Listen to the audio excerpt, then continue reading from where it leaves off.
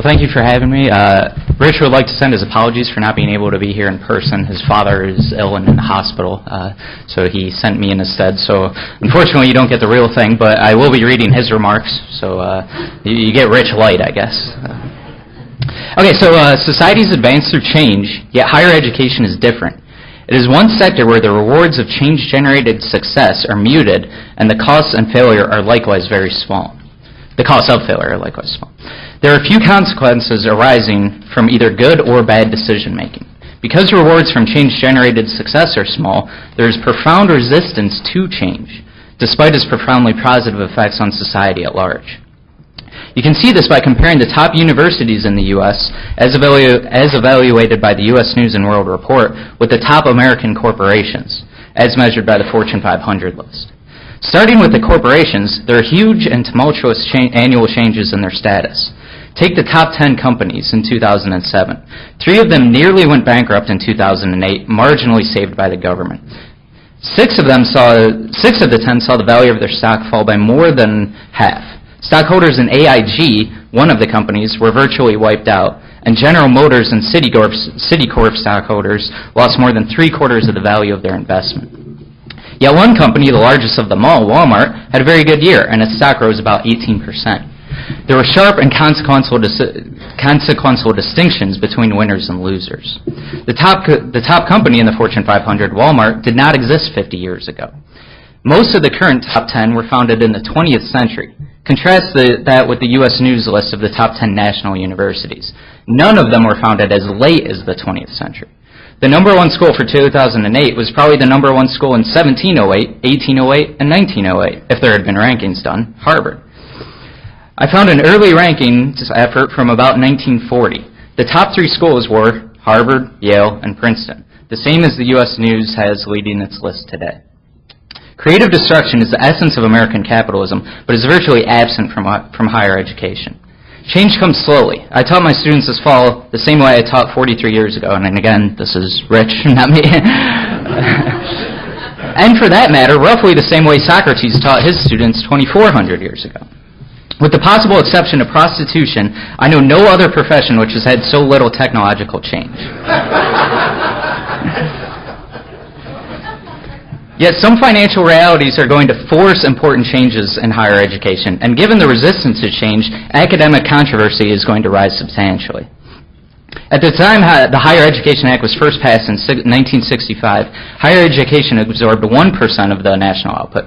Today it absorbs 3%, and a vastly larger higher output at that. The economic consequences of what colleges do are growing, and the public is taking notice. Tuition and fees adjusted for inflation have doubled or tripled depending on how you measure. The cost of college is rising faster than incomes, and that is ultimately mathematically unsustainable. The aging of the population and our commitment to financial security and health protection for the elderly imposes huge burdens on society. Faced with that choice, the reduction in public support for higher education will probably continue.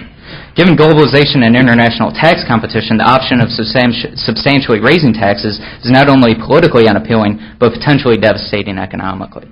On top of it all, we have a currently severely weakened economy. For private schools, endowments are shrinking and private donations are falling, while price-conscious students and parents are growing more sensitive to the high prices charged. For public schools, enrollments are actually booming, especially in the community colleges, as persons facing poor job prospects seek higher education as an appealing option. While the number to be educated is rising, resources are falling or stagnant.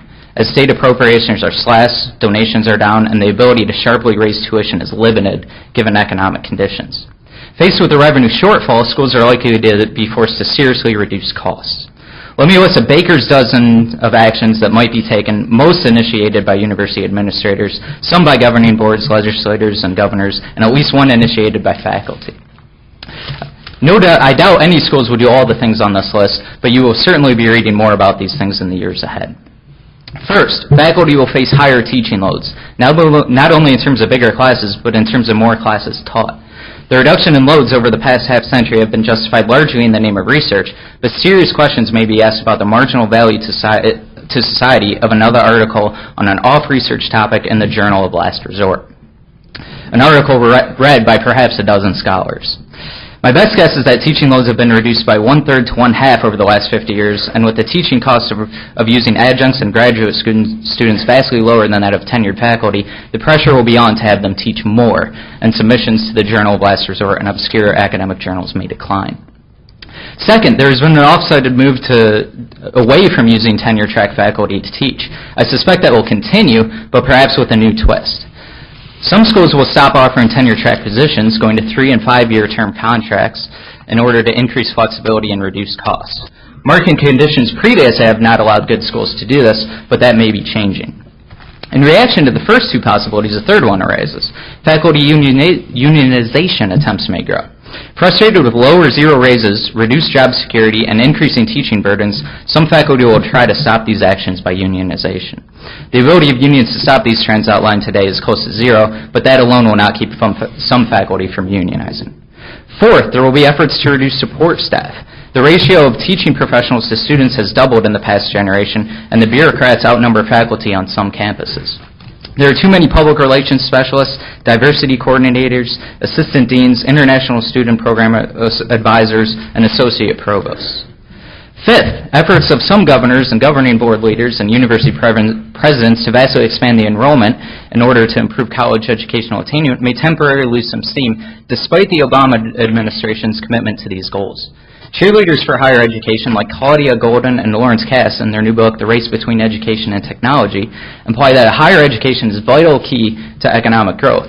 But at the moment, educating the students we already have is a big struggle, and the new administration wants to solve many other problems. So long-term enrollment expansion is probably a distinct secondary priority for the nation. Sixth, legislative attempts to force schools to spend more of their endowment become somewhat silly as endowments shrink drastically in size. What seemed possibly reasonable a year or two ago seems irrelevant and irresponsible today.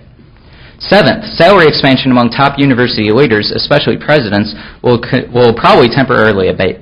It becomes politically very costly to give huge raises to presidents of universities at a time of rising unemployment, foreclosures, bankruptcies, and the like.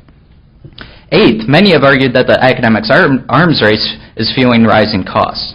Every mid-level school wants to move to the next highest level by doing more research, bribing good students to come, and paying princely salaries for superstar professors. The goal has always been unrealizable. There cannot be 200 schools in the top 25. The current financial crisis will divert more presidents' attention from strategies for survival and solvency instead of expansive efforts and those to attain scholarly prestige. Ninth, the athletics arms race has been even less justifiable and very costly to many schools. As colleges struggle to balance their budgets and meet teaching needs, even presidents who are football obsessed may have to tell athletic directors they cannot have new facilities, they have to make do with fewer scholarships, and have reduced sports staff and the like. I'm told that the Ohio State-Texas matchup in the major bowl game on Monday was notable for the absence of tickets being scalped for hundreds of dollars. People just said no and decided that it was a luxury they could do without. Not many luxury skybox additions to university stadiums will begin construction in 2009. 10th, pressure to make better use of technology to reduce costs. Pressure is on to make better use of technology. Efforts to use electronic means of drastically lowering teaching costs will accelerate. Maybe universities will start to take the lessons from online schools like Yorktown, or from proprietary institutions like the University of Phoenix. 11th, since state appropriations per students are vastly higher at four-year schools than community colleges, efforts will be made to expand enrollments at the latter at the expense of the former. 12th, moves to force or incentivize schools to be more generous in awarding transfer credit, particularly from community colleges, will accelerate. The cost to students and to society of switching schools in terms of lengthening the time of study are sizable. Lastly, I sense that patience over students attending a 5 or even 6 years of college on a full-time basis is beginning to wear very thin. Indiana's Higher Education Coordinating Board is already incentivizing colleges to get students through with a bachelor's degree in 4 years, and efforts to develop a 3-year, year-round degree program will conceivably accelerate. Legislators are asking me, if Europeans can get bachelor's degrees in 3 years, why does it take Americans 5? Economists are lousy forecasters, and I have made not one but 13 forecasts. Diminishing returns are setting in, and I think I've said enough. and I've demonstrated that once again Thomas Carlyle was right when he called economics the dismal science. Thank you.